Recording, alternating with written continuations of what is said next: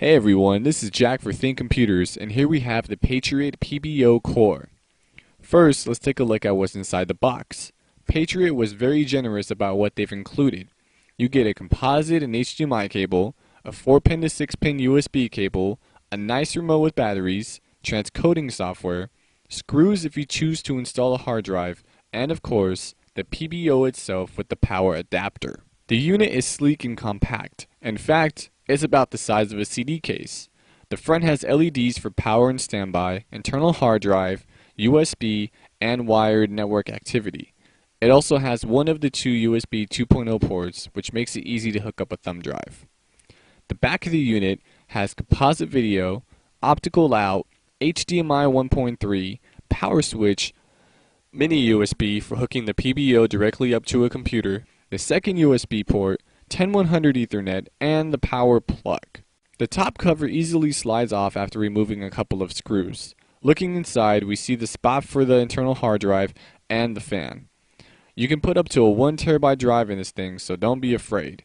And the fan can get a little bit loud after the PBO has been on for a while. I was able to hear it from about 3 feet away. That might bother some people, but I don't see it as a deal breaker. Now on to some testing. Here's the home screen. It's pretty basic and isn't too flashy. As you see, when the unit is powered on, you're alerted as to which USB devices are plugged in. In this case, I have a USB stick and the Patriot Wi-Fi adapter. While I'm able to easily find my way around the interface, I'm unsure how well the average person will be able to navigate it. With terms like UPnP and NET, people may not know what those are and they might become confused. Also, the title of DVD is pretty misleading. There isn't an optical drive in the PBO and one cannot be installed. Although once you find the correct device, you should be familiar with the folder layout. The PBO has an extensive list of supported formats, which made it impossible to test every single format in every situation. However, the PBO did play almost everything I threw at it. To start the test off, here's an open source movie made in Blender. It's in an M4V container and is at a pretty basic resolution of 640 by 360. The PBO plays it flawlessly. If you have some family or friends over and want to look at pictures, the PBO can help. This is one area where the PBO does exceptionally well. Pictures can be rotated, you can zoom in, and you can easily skip to the next picture. And you can even choose the transition. Each picture I tested is a different format. I tested PNG, BMP, and JPEG. One thing the PBO has right overall is you can adjust any of the settings while a piece of media is open. Here's an example of adjusting the picture transition without having to back out of the picture itself. The transition can be changed, the setup menu can be closed, and boom, right away we're able to see our new transition.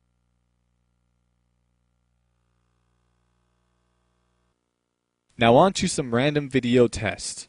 Here's a 42 megabit 1080p H.264 encoded video in an MKV container. There's a bunch of birds flying around. It's really crazy to witness.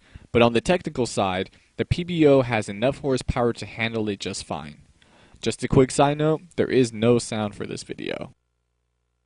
Next up is a video I took during CES 2010 at the Microsoft booth. I took it using a handheld camcorder. It's a 720p H.264 video in an AVI container. The audio format is ADPCM, but it's all trivial for the PBO. Here's an older video that was originally on Xbox.com as a Guitar Hero 2 promo.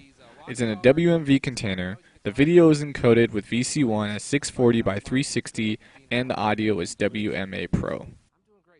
Another CES video, but this is the Dolby Suite at CES 2011. Again, this video was taken with a handheld camcorder. Although it's an MP4 container, the video is encoded in H.264 at 720 by 480. The audio is 2-channel AAC. A super old homemade video. It's an ASF container, MS-MPEG-4 at 320 by 240 and WMA audio. It took some digging through my computer to find this real video clip. I don't know if anyone has any real content, but the PBO didn't care. It still played it. Another old file. This one is really cool and I recommend YouTubing Halo Matrix so you can see the entire thing. This video is encoded in MPEG-2 720 by 480 with MPEG audio. Last but not least, I found this hilarious video of old people racing on scooters. I can't wait to show it to you guys. Wait, what's this? Invalid file? It can't be, but yes, it is true. The PBO will not play any FLVs. None. This is a big deal to me. FLV is way more prevalent today than something like real media, so I was disappointed to see the PBO would not play any FLVs. Also, even though I didn't show it, the PBO will play XVids and DivX just fine. Okay, so let's move on to some random music tests. I encoded files in OGG, FLAC, WAVE, and AAC. The PBO had no troubles playing any. Also, none of them have any tags or album art, so don't worry about those fields being blank. The PBO does offer background audio, although I don't know why you would want it. There isn't much else to do when audio is playing, and you can't go back to the now playing screen from the home screen. You have to open up any of the browser windows and press display on the remote to bring back the now playing screen. Checking out some network playback, the PBO supported every UPnP server I threw at it, including Windows Media Player Network Sharing, PS3 Media Server, and Tversity. So this is a demo of Windows Media Player UPnP server. I'm going to play some music here because this is where I actually found a problem at. This problem did not exist with PS3 Media Server or Tversity. So this was specific to Windows Media Player Network Sharing, and as you can see here, it's taking a very long time to enumerate all of the files I have in my music folder. There's over 3,000 files here. So, I expect it to take a while, but really this is a bit long. So we're still waiting. We have maybe about 3 more seconds to go here before we see our file list. And here's our file list. I immediately hit play on the remote. However, the song has not started playing yet, and it hasn't even acknowledged that I've pressed play. So right now my hands are off the remote, and I'm still waiting for something to happen.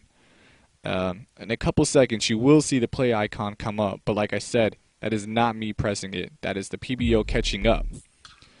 And now that we have a song playing, now we're waiting for that now playing screen that we saw back on the random music file test. The one that had the album art and everything like that. That's what we're waiting to come up right now. And as you see, it still hasn't came up after, 5 to 10 seconds here. And in fact, you're not going to see that come up. What's going to happen here is going to be pretty interesting, at least to me. I think it's cool. Right there. There it is.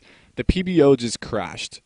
So it seems when it has UPnP directories over 3,000 files, only on Windows Media Player sharing it has issues. So you can see it restarted itself there. I didn't have to turn it back on, and it's reinitializing everything there. So the PBO crashed on Windows Media Player Network Sharing with over 3,000 files. I think crashes like that are completely unacceptable. However, since this is a rare case and it only happened with Windows Media Player, I'm going to cut the PBO a little slack here and just say use a different UPnP server. Let's take a look at network shares. One thing that is really frustrating about the PBO is that it does not have support for a USB keyboard. I think that USB keyboard support should be included for ease of navigation and especially for typing in login information for network shares. You have to use the remote to navigate the on-screen keyboard, but you can save the share like I just did, so you really only have to do it once. Okay, our music is playing. We have album art and ID3 tags. Awesome. Wait, is that Twisted Sister album art? Why, yes it is. And I have no clue how I got there. In fact, all of the album art is incorrect for these songs. The PBO has mysteriously retrieved album art that isn't even on my computer. I found no solution to this problem, so beware. You might end up with some odd unrelated album art from who knows where. Last but not least is IMS. This is a cool part of the PBO. It has news and video feeds pre-added. Let's check out MSNBC first.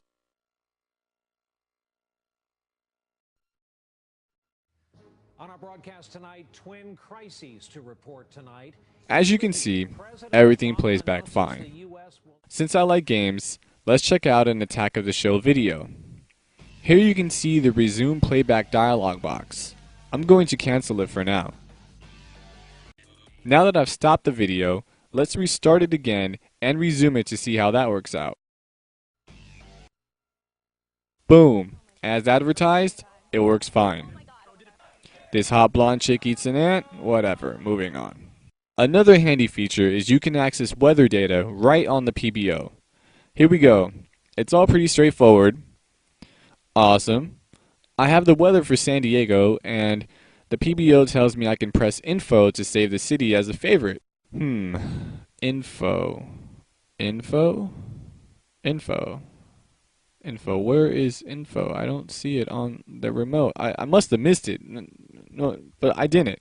No, I didn't. I couldn't have missed it. That's right. There is no info on the remote whatsoever. So what do you press? Well, there's only one way to find out, and that's basically to press every button that exists. So I did that, and I finally found that the option button is what they call info. I don't know how that happened, but it's definitely a software bug that they should try to fix in a future firmware release. And that concludes our review of the Patriot PBO.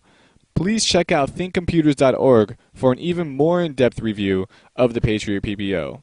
Once again, thank you and hope you enjoyed it.